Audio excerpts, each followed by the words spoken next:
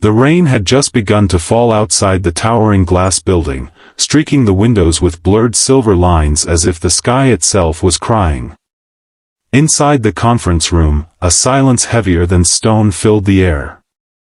She stood at the edge of the polished oak table, her hands trembling as she gathered the few papers she had carried with her.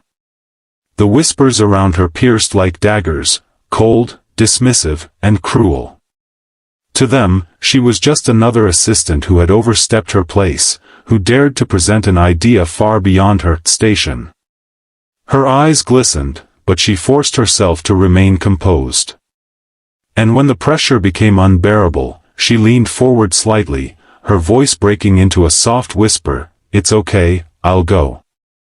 But before she could turn, a chair scraped back. The CEO, the most powerful man in the room, rose to his feet, his voice steady but filled with a quiet storm. "No," he said, his gaze fixed on her like an anchor refusing to let her drift away. "It's not okay. Rose, before we dive deeper into this emotional journey, if you believe in kindness, second chances, and stories that touch the soul, please don't forget to like, comment, share, and subscribe to Kindness Stories. Your support keeps these stories alive and spreading hope across the world." Her name was Emily Carter, a 27-year-old woman whose life had been defined by survival more than dreams. She was the daughter of a factory worker who had lost his life to an accident when Emily was only 16. Her mother, battling illness, leaned on Emily for strength she never thought she had. College had been a luxury she couldn't afford, but Emily had worked her way up through temp jobs, late-night shifts, and endless rejections until she found a modest place at Harrison & Company, one of the city's leading firms. Most people there barely noticed her. She blended into the background, arranging files, preparing reports, and delivering coffee. But Emily had something many didn't, an eye for detail, and a mind that saw solutions where others only saw problems. She had spent weeks quietly working on an idea to save a project that was sinking millions. The executives had laughed at her when she first suggested it, but somehow, her draft landed on the CEO's desk. That morning, she was summoned into the boardroom. It was supposed to be her chance. But when she presented, her words drowned in waves of ridicule. An assistant, one man scoffed. "We're wasting time." Another smirked, "Stick to coffee runs, sweetheart." Each word was a stone against her chest.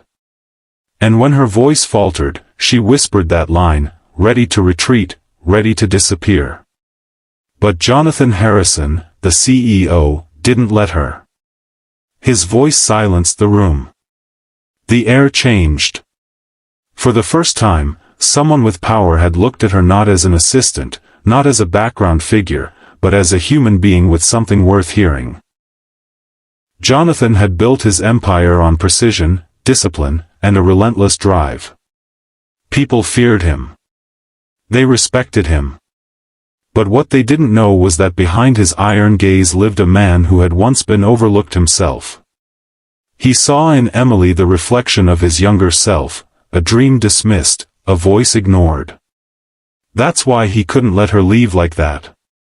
Instead, he walked to the front, placed her papers back on the table, and asked her to explain again. This time, his presence shielded her. And as Emily spoke, hesitant at first, then with growing strength, he watched the sparks ignite. What she suggested wasn't just good, it was brilliant. Her approach could turn the project around. By the end, the same executives who had mocked her were silent, their smug expressions replaced with grudging acknowledgement. That day marked a shift. But Emily's challenges didn't disappear overnight. In fact, the days that followed tested her even more. Whispers in the hallways grew sharper. "She's just a teacher's pet," some sneered. "He feels sorry for her," others muttered. And yet, Jonathan kept calling her into meetings, asking for her insights, giving her space to grow. Emily wrestled with doubts. Each night, She sat by her mother's bedside, clutching medical bills that stacked higher than her courage. She wondered if she deserved the opportunities Jonathan gave her, or if she was just being used as a symbol.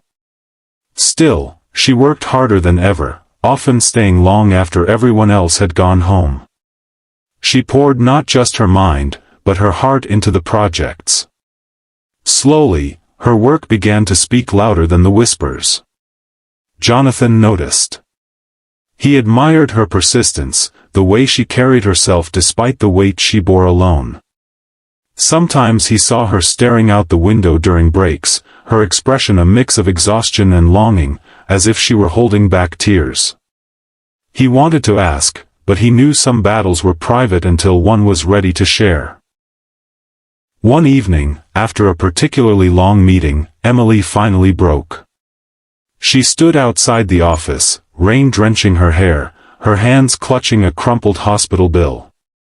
Jonathan, leaving late himself, saw her and paused. She didn't see him at first. She was whispering to herself, almost like a prayer, "It's okay, I'll go. It's okay, I'll manage." The same words she had said in the boardroom weeks ago. And once again, he found himself saying, "No. It's not okay." This time, the words weren't about her work. They were about her life. And when Emily finally looked at him, tears streaming down her face, something shifted between them, not romance, not charity, but a bridge of humanity. He offered help, not as a CEO, but as someone who understood what it meant to be on the edge. She resisted at first, her pride strong, but Jonathan didn't frame it as pity. He framed it as belief, that someone like her deserved to rise, not just survive. Over the next months, Emily's world began to change. With Jonathan's mentorship, she grew into a role she never imagined, leading her own team, presenting confidently, even gaining the respect of those who once mocked her. At home, her mother's health stabilized with better treatment, and Emily finally allowed herself to breathe without guilt pressing her chest. But success didn't erase scars.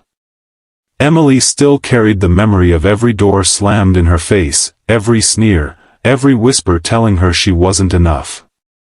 Yet, instead of breaking her, those memories fueled her fire. She became a voice for others like her, the overlooked, the underestimated. Her presence reminded people that titles didn't define brilliance, and that kindness could be as transformative as strategy. Jonathan often watched her from afar during meetings. He didn't praise her openly too much, he knew she didn't want to be treated differently, but inside, he felt a quiet pride. She had become more than just an assistant or an employee. She had become proof that when someone says, "It's okay, I'll go," there must always be someone strong enough to say, "No, it's not okay." And Emily herself began to embody that spirit. One afternoon, she saw a young intern being mocked for a small mistake. Emily walked over, placed a reassuring hand on the girl's shoulder, and defended her with a strength that silenced the laughter. Later, the intern whispered with trembling lips, "I was going to quit. I thought I wasn't good enough." Emily simply smiled, repeating the same words once said to her, "No. It's not okay. You deserve to stay." Life is filled with moments that test us, moments where leaving feels easier than standing tall. But sometimes, it only takes one voice, firm, steady, and kind, to remind us that we are worth more than the world wants us to believe. Emily's journey was not just about finding success, but about finding dignity, hope, and the courage to say to others what she once longed to hear. Her story became one of transformation, not only for herself but for everyone around her. And though she still whispered her prayers at night, they were no longer whispers of surrender. They were whispers of gratitude. Rose, if this story touched your heart, please like, comment, share, and subscribe to Kindness Stories. Let's spread hope together and remind the world that sometimes, one act of belief can change an entire life. Sparkle's special request: share in the comments below. Has there ever been a moment when someone believed in you, even when you didn't believe in yourself? Your story might inspire someone else today.